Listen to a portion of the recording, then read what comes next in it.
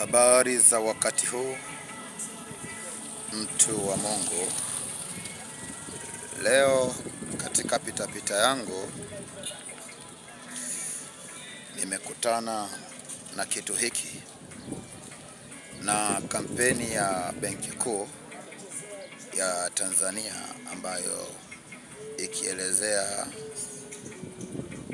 au ikihamasisha kutoa elimu na ufafanuzi juu ya watu kujiepusha na mikopo umiza.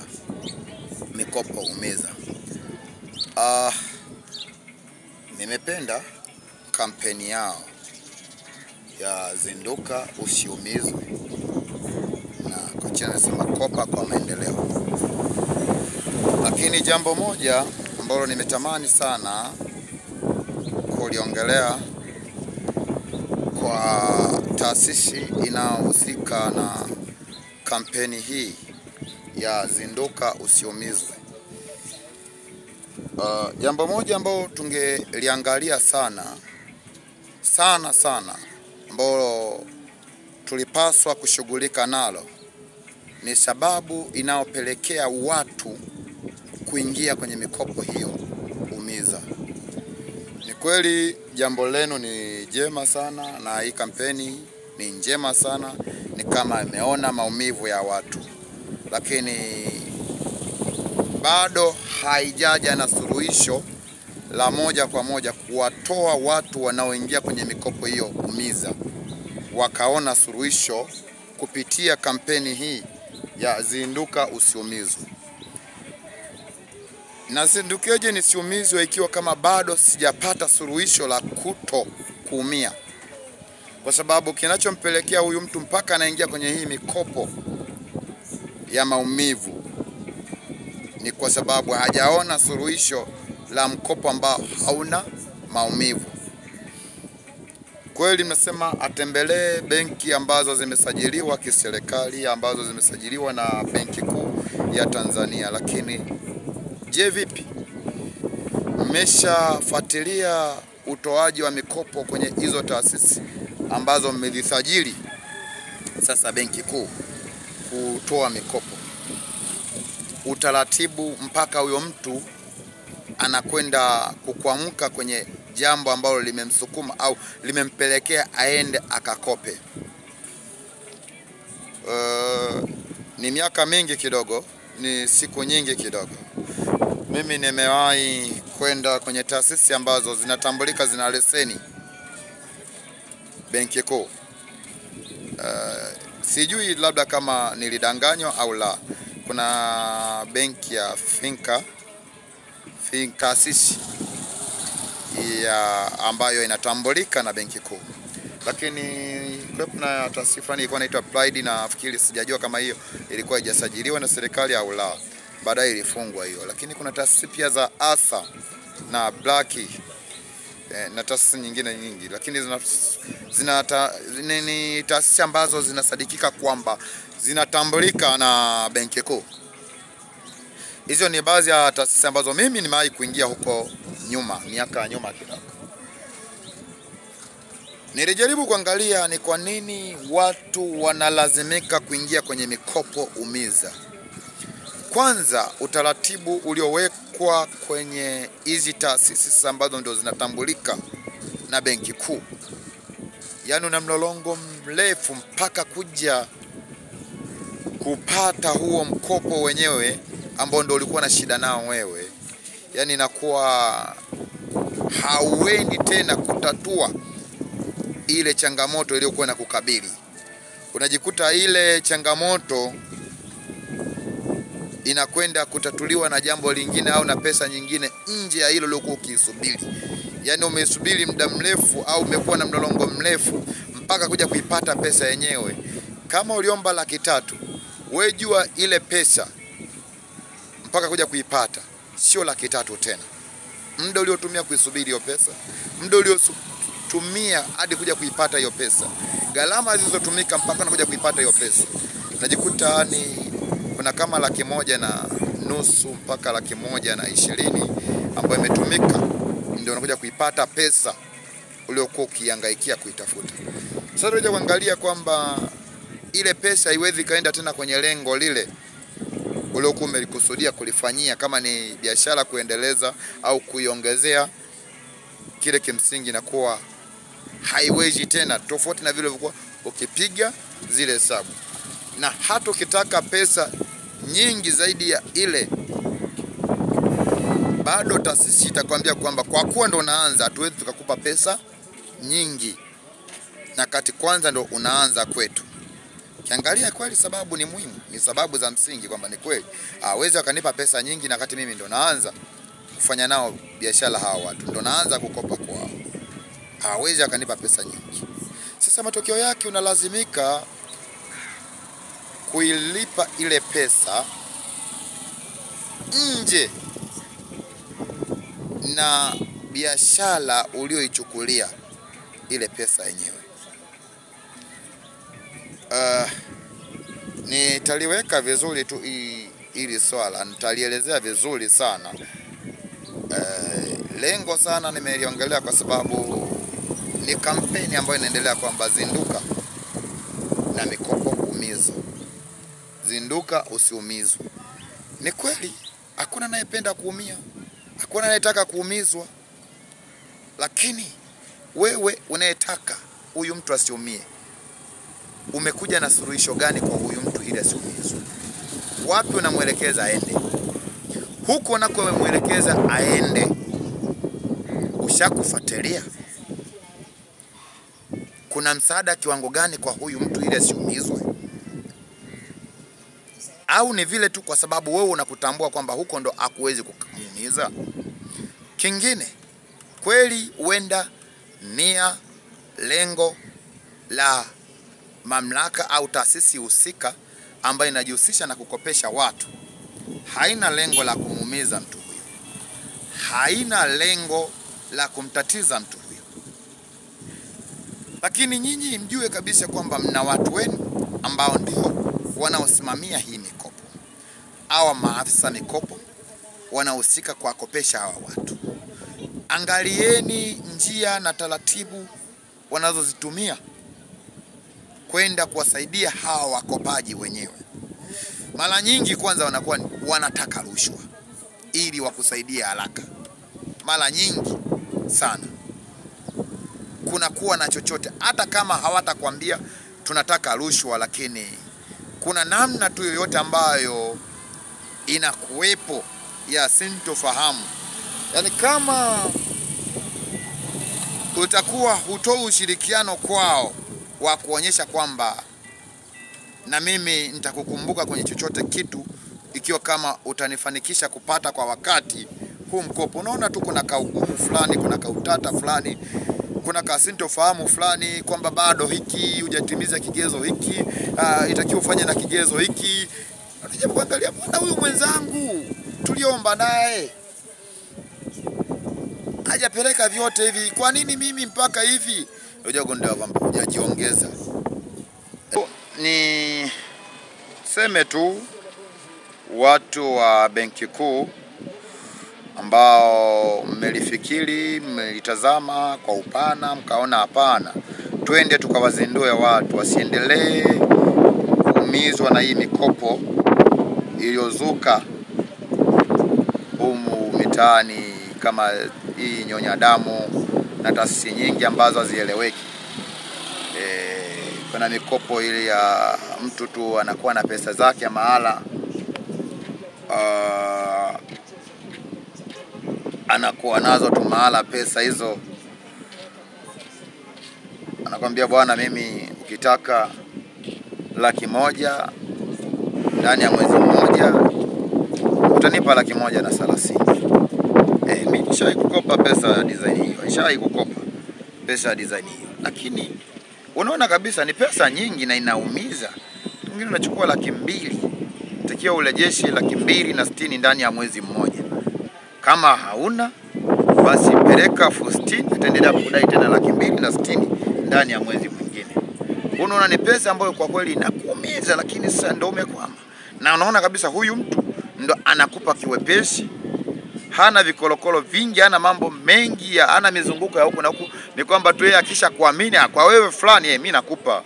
Wewe fulani njoo tu uchukue. Naweka zamana pengine na kitu chako bana wewe. Sasa unaandikisha nini wewe? Una nini? Mimi nina freezer, mimi nina computer, mimi nina kitu fulani. Yaani angalia tu hiyo mali inazidi, chukua. Anakupa hiyo mali. Baadaye ukishindwa basi mali ile anakuja kuichukua, bwana umeshindwa. Tulikubaliana kwamba ukishindwa utanipa mali yako. Basi naitaka hiyo mali ambayo iliandika kama zamana. Sasa ili sasa nyinyi muweze kuondoa kero hii, ni vyema sana ingekuwa umetengeneza utaratibu rafiki kwa huyu mtu ambao sasa nyinyi unalenga akifika pale asisumbuliwe, kushiwe na kona nyingi. Kalete picha, kalete pasipoti, kalete hivyo sawa, kisha leta hivyo basi kushiwepo na mambo mengine mengi. Lakini kuna kitu kingine ambacho mimi, ili ni swala ambalo linanitatiza sana watu wa mikopo. Ile pesa anzia kwamba nikitaka kukopa kwenye akaunti yangu kuwepo na shilingi 50,000 au niweke kwanza shilingi 50,000 au 30,000 au 100,000 kwanza kwenye akaunti ndio nipewe pengine 300,000 au 400,000. Hii kidogo inanipa maswali mengi sana. Mna agano gani na pesa yangu mimi ninayoitafuta kwa jasho langu? Kuna ajenda gani nyuma ya pesa ninayoitafuta mimi? Kwa sababu ikiwa kama mimi nataka kunipa 300,000, nataka kunipa 400,000, mnaniambia niweke shilingi 50,000. Kwa nini tu isiwe ni kwamba bwana, kwa kawaida kwenye akaunti yetu unapoanza itakiwa kwanza uanze kuwekeza kwenye akaunti kuwepo angalau na asilimia kadhaa. Kama ni asilimia 40 au asilimia 20 ndio uwepo kwanza kwenye akaunti yako. Sasa kwa kuwa wewe hauna, sisi tutakata ile asilimia 20. Badala ya mkopo wako wa 400,000 tutakata asilimia yetu 20, ambayo kwa 400,000 inakuwa ni 80,000. Sasa badala ya kukupa 400,000 kamili tutakupa 320,000. 80,000 hii tunaikata, tunaiweka huku kama zamana ya mkopo wetu, lakini sisi tunatambua tumekukopesha 400,000. Kwa nini siwe hivyo, ila mnalazimisha kwamba lazima nikaitafute nje ya ndo niiweke ndo mnipe hiyo 400,000 kamili?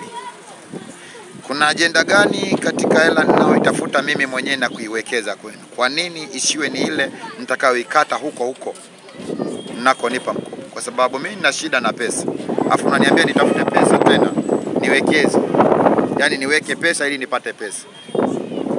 Mbona kama nika utaratibu ambako nikagumu sana, hapo pia kanachangia mtu aone ni rahisi sana, ni bora tu aende huko kwenye mikopo umiza ambako hakuna tena kuwekeza pesa, kwa sababu nina shida na pesa, wao watanipa pesa zaidi ili zamana ni kitu changu fulani. Hapo pia mnatengeneza kaugumu. Kwa hiyo kama kweli mmekusudia kusaidia, basi ondoeni hako ka mfumo kwa kwamba lazima mtu awekeze pesa kiasi kadhaa alafu ndo apewe pesa anayohitaji.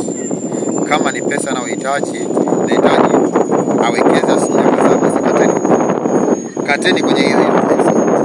Sio lazima tena kaitafute. Mimi nimeona watu wengi sana, yani unakuja kukuta mtu ana shida na 500,000, ila kule anakoenda kukopa wanaambia kwamba aweke kwanza 100,000 ndipo apewe 500,000. Bila kuweka hiyo 100,000 aweze kapewa hiyo 500,000.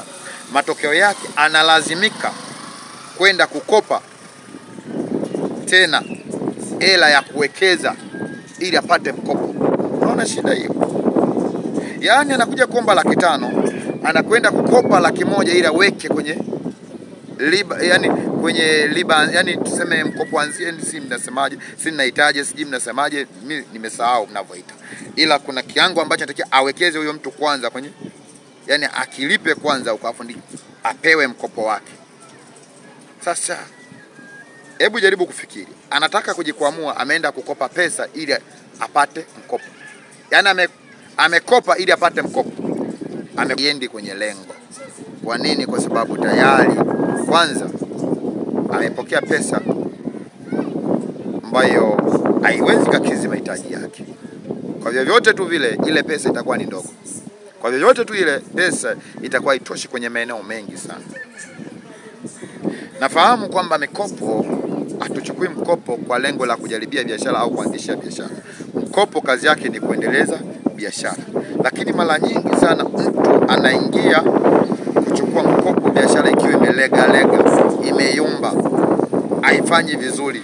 Kwa anaamua kuchukua mkopo ili umboost kwenye ile biashara anayoifanya. Sasa mara nyingi sana ikiwa kama mtu anachukua mkopo ili umboost kwenye biashara, kama mkopo aliochukua hautokidhi hitaji lile, bado ule mkopo unamletea shida pia.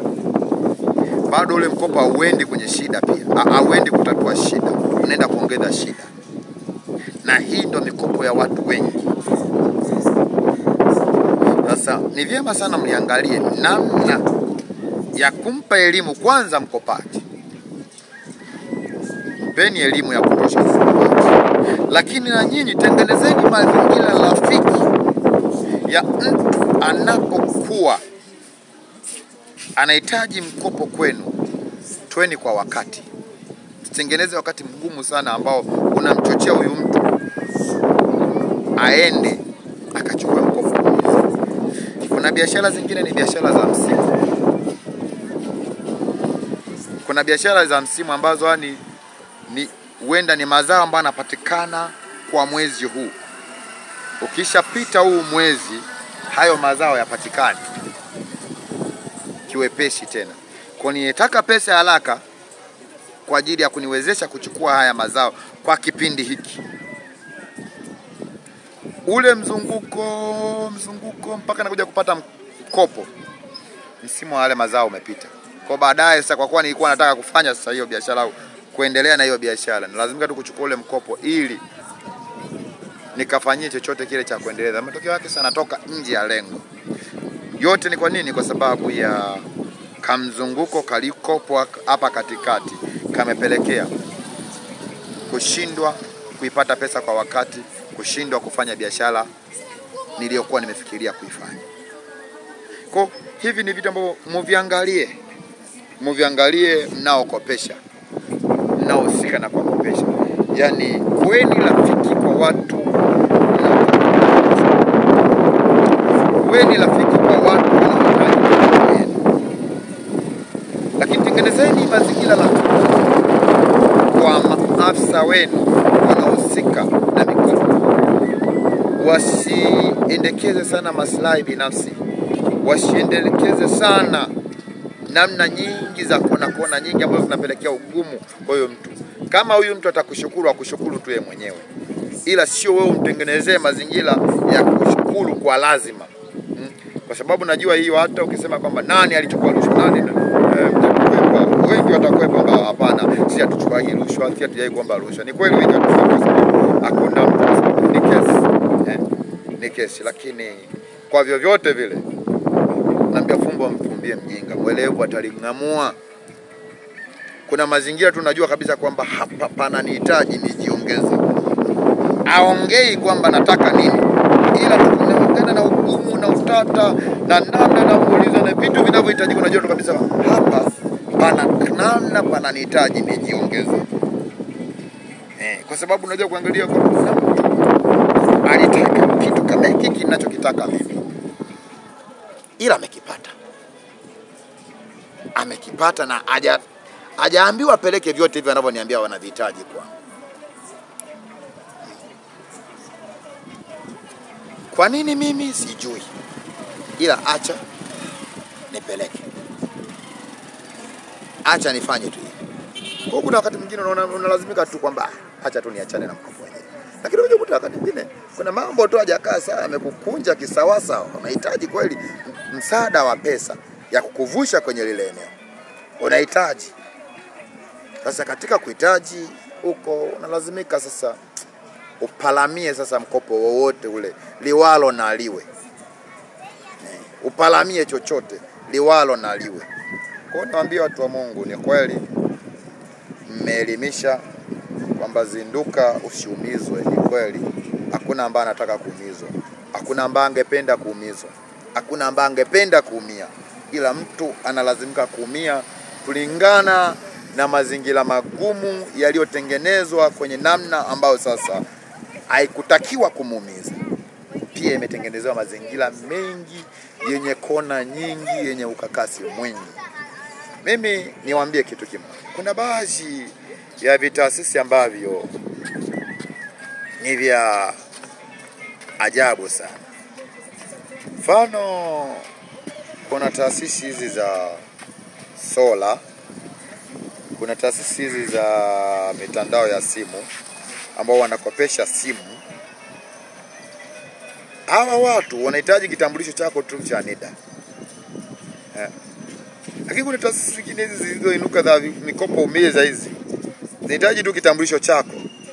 Wanaweza wakatoa pesa kwa haraka sana, ila ni za maumivu.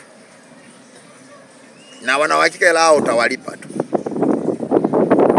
Kwa nini huku kwenye taasisi hizi hazijatengeneza unafuu kama wa hawa watu? Ili sasa watu waepuke na hii mikopo, waanze kukimbilia kwenda kwenye mikopo ambao sio umiza. Watu wanakimbilia kwenye hii mikopo umiza. Naona saizi kwenye simu ane, kila ukiingia tu mtandaoni hapo ziko chungu nzima za mikopo. Mara mkopo wenye riba nafuu, mara mkopo. Yaani kuna vikolongwezo vingi, yani si nisemeje, yani niseme, yani kuna vitaasisi vingi mno vipo kwenye simu. Mara unataka mkopo leo, pata mkopo chap. Mara fanya nini? Yani vikapu vingi sana vipo mitandaoni. Hivi vyote ukiingiza tu taarifa zako, kiala na kupa mkopo. Sasa hivi vimerahisisha hivi. Hizi taasisi zilizosajiliwa ambazo zinatambulika na benki kuu, kwa nini zisitengeneze utaratibu kama huo, kwamba mtu kusiwe na kona nyingi sana? Kwa hiyo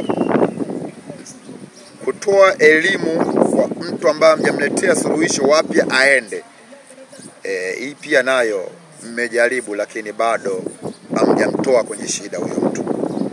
Mmejaribu, sisemi kwamba hakuna mlichokifanya. Ongeleni kwa kuliona, asanteni kwa kuliona. Mmejaribu, ila hamjafaulu kumtoa mtu huyu kwenye mikopo umeza.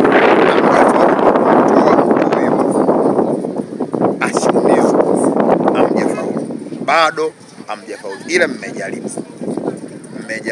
Kwa hiyo niwaombe tu ndugu zangu wa benki kuu mnaohusika na mnaosambaza hivi vipeperushi, hii nafikiri utakuwa unaiona vizuri kwa karibu zaidi. Hii nembo zinduka usiumizwe. Sasa niwaombe tu mnaohusika na mliochapisha hivi vipeperushi, nimewapongeza, mmejaribu, ongeleni kwa kuona, lakini pigeni hatua kubwa zaidi. Waelekezeni sasa wapi waelekee. Waelekezeni wapi waelekee. Ikiwezekana sasa nyinyi hivyo vikundi, ikiwa kama nyinyi mmekwepa kuwasaidia hawa watu, nasema kwamba wasiumizwe, bado hawa watu wataendelea kuumizwa. Kwa nini? Kwa sababu hakuna suluhisho ambalo linaonyesha moja kwa moja kwamba hili ndio suluhisho linaloweza kufanya hawa watu wasiumizwe. Basi nimeongea kwa ufupi. Nikipata neema na wakati mwingine tena kufafanua na kuchambua ndani zaidi, basi nitalielezea kwa upana zaidi ya nilivyoelezea. Lakini kwa sasa nimetumia simu, acha niwasilishe kwa sura na kwa picha hiyo. Neema ya Mungu iwe pamoja nanyi. Amen.